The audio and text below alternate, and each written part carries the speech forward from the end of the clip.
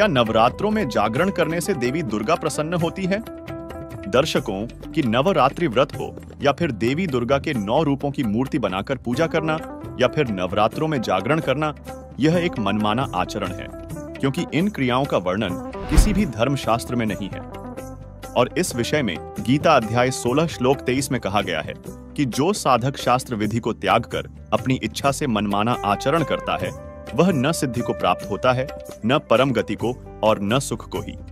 फिर अगले ही श्लोक 24 में कहा है कि इससे तेरे लिए कर्तव्य और अकर्तव्य की व्यवस्था में शास्त्र ही प्रमाण है, अर्थात शास्त्रों में वर्णित भक्ति साधना ही करना चाहिए। साथ ही देवी जी ने तो स्वयं अपनी भक्ति करने के लिए मना किया है। देखिए संक्षिप्त श्रीमद् देवी भागवत के 7वें स्कंध के अध्याय 36 को, जिसमें देवी दुर्गा जी ने राजा हिमालय को ज्ञान उपदेश करते हुए कहा कि पर्वतराज, उस ब्रह्म का क्या स्वरूप है यह बतलाया जाता है। उस ब्रह्म को ही लक्ष्य बनाकर तुम वेधन करो। प्रणव ओम धनुष है, जीवात्मा बाण है और ब्रह्म को उसका लक्ष्य कहा जाता है। उस एकमात्र परमात्मा को ही जानो, दूसरी सब बातों को छोड़ दे। यही अमृत स्वरूप परमात्मा के पास पहुंचाने वाला पुल है।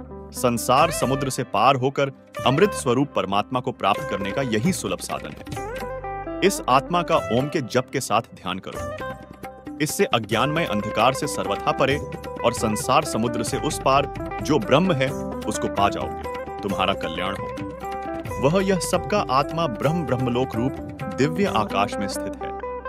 यानी देवी जी अपनी भक्ति करने के लिए भी मना कर रही हैं और एक ब्रह्म की भक्ति करने के लिए हिमालय राजा को कह रही हैं। और भक्त समाज देवी जी के आदेश की अवहेलना कर देवी के ही 9 रूपों की पूजा में उलझा पड़ा है। तो जरा सोचिए कि क्या दुर्गा जी के आदेशों की अवहेलना करने से देवी हमसे प्रसन्न होगी? जिसका सीधा जवाब है कि माता आदेशों की अवहेलना करने वालों से खुश नहीं होगी।